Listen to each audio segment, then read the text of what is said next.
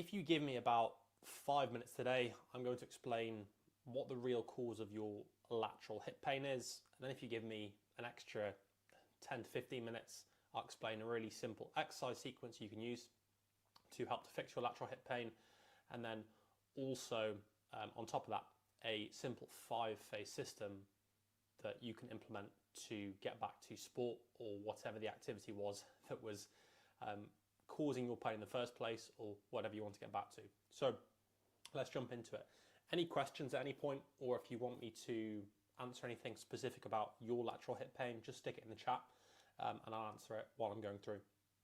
So to start with, so if you stick anything in the chat, I can give more context and I can give you more information about your specific issue, because obviously, even though everyone who's dealing with lateral hip pain follows a fairly similar progression, depending on the sport or the activity you want to get back to and your activity levels, injury history, lots of different things, it can be quite different depending on the person. So the first thing we need to understand is the real cause of your lateral hip pain. It's not a strength or mobility issue, it's a lack of strength. Now, a lot of people will associate tightness at their glute or the lateral hip with a feeling that they need to stretch it or sit on a foam roller for hours and hours.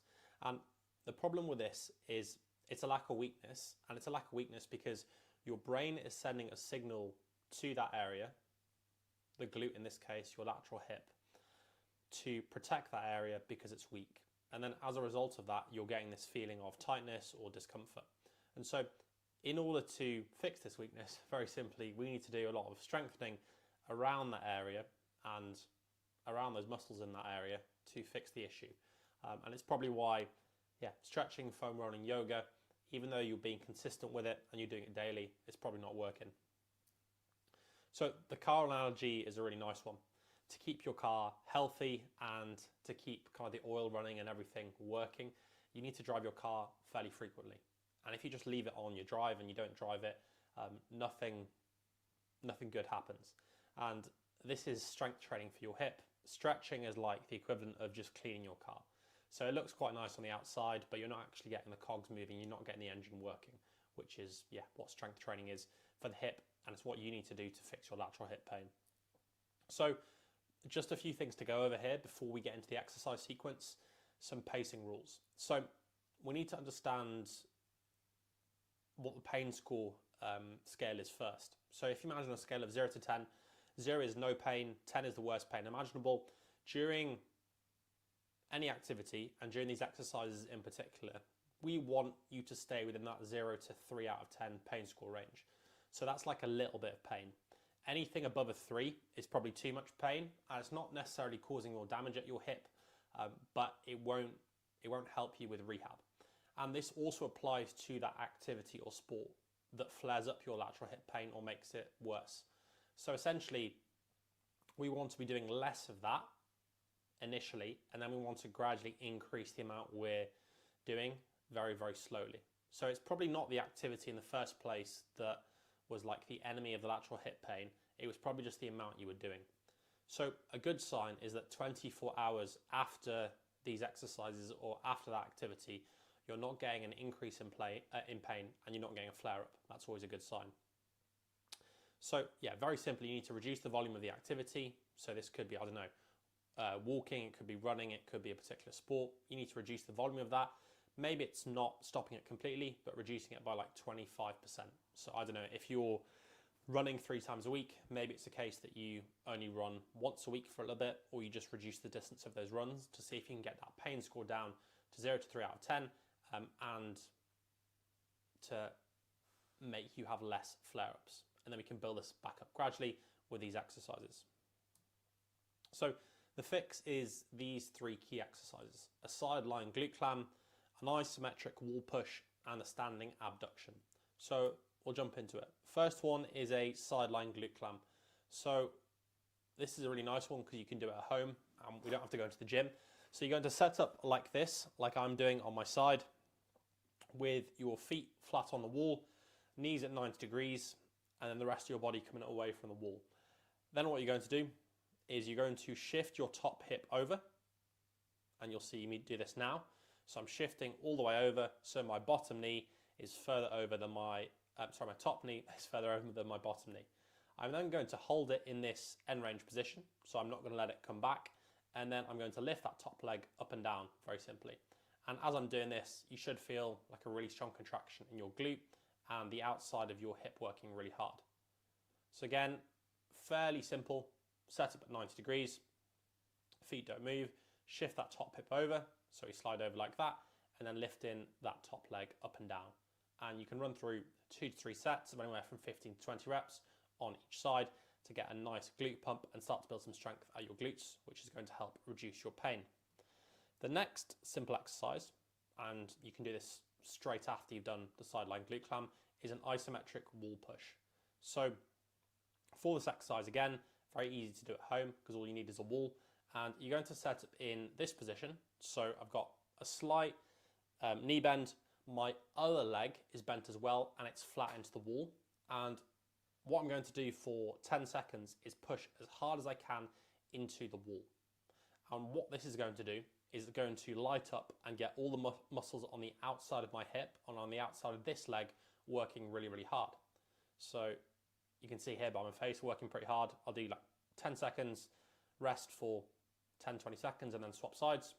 And you can do this for 3 sets. So it'd be 6 sets total, 3 sets on each side, 10-second max effort push. So you can see the progression here from if we can go back, that would be nice. There we go.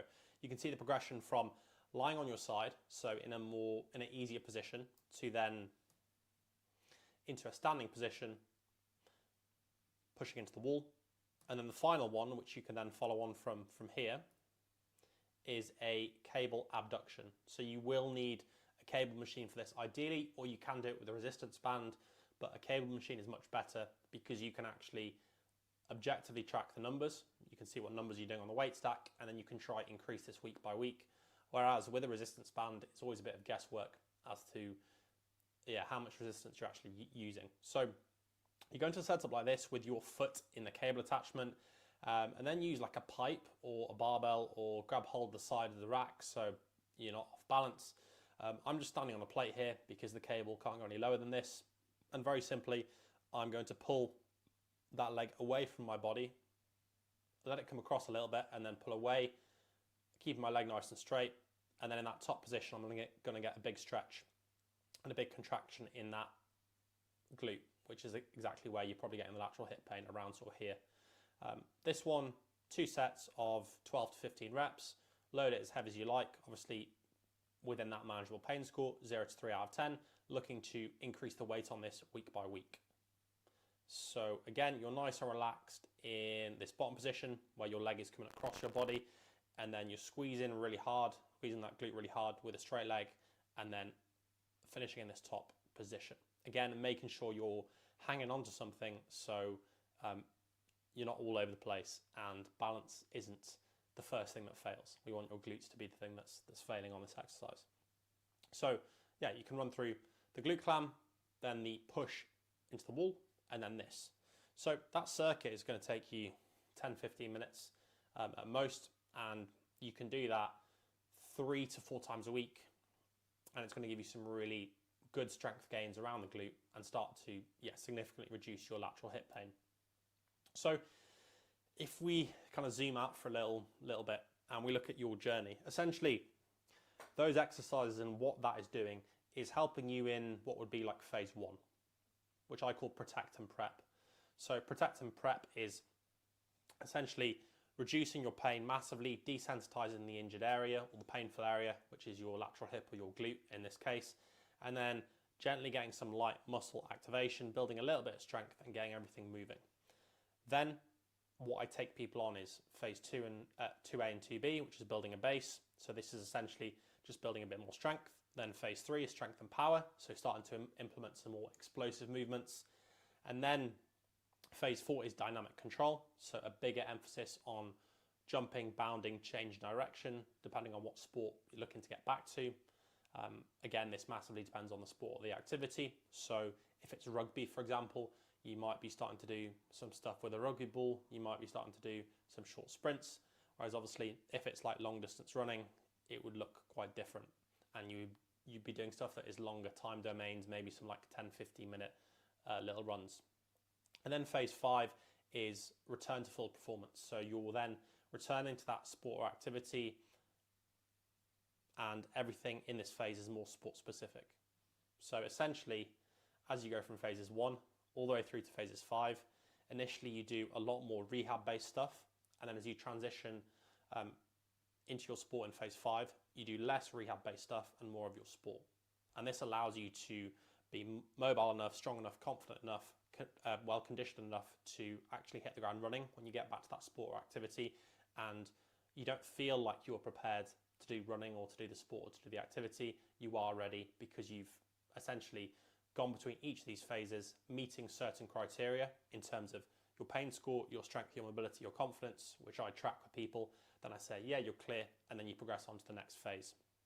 So if we kind of look at this as a time frame, this is just an example I've taken from a client. This is what it could look like in some cases. So we'd map out the goals in terms of the time frame. So for example, transitioning from phase 1 to phase 2A/2B, 1st of December 2025. This client started in November, just for kind of reference. So that's looking at like kind of like a month. Then by towards the end of December, 2 to 3, Jan 3 to 4, Feb 4 to 5, and then 31st of May, they're finished rehab. And so how long will this take? Again, this was a screenshot just from a client. They were dealing with a similar sort of issue at the hip. This is how I'd break it down. So it's essentially how long the issue's been going on for. There's obviously a few other things to take into consideration, but these are the main things. So if we break it down into like early/recent lateral hip pain, that's the duration of the symptoms has been going on less than 6 weeks. So you've had pain for less than 6 weeks, and usually most people can get back to full training within 4 to 6 weeks. If you're the type of lateral hip pain is moderate or chronic, so it's been going on for 6 weeks up to 12 months, then a lot of the time it's going to be between 4 to 5 months, so 16 to 20 weeks, to return to, in this case, this was a weightlifter, so returning to heavy Olympic lifts, snatch, clean jerk, squat, deadlift, but this can apply to any other sport or activity.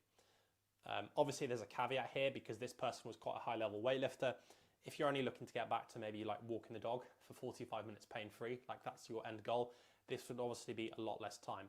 But we need to build up more strength, mobility and confidence if you're looking to get back to a sport, because obviously there's a lot more demand on the body in a sport compared to walking your dog, for example. And then the last type would be complex. So anything that's going on for over 12 months, usually this is like 6 to 9 months to return to sports at full capacity. What's this number based off? The research and my experience with a decent amount of clients now, well over 500 in terms of not lateral hip pain, but just generally. So that gives you some idea on that, and that is the full presentation. So that gives you a really nice sequence that you can implement straight away in terms of hip pain. So again, the sideline glute clam, then the isometric wall push, and then the cable abduction, and then also outlines kind of where you are in this journey, so to speak. So if you do want some more help, essentially progressing from phase 1 all the way through to phase 5 in a very structured format where I assess your mobility and strength individually and then build you out a bespoke rehab plan with some daily WhatsApp support, a load of other bells and whistles as well, just check out the top link down below.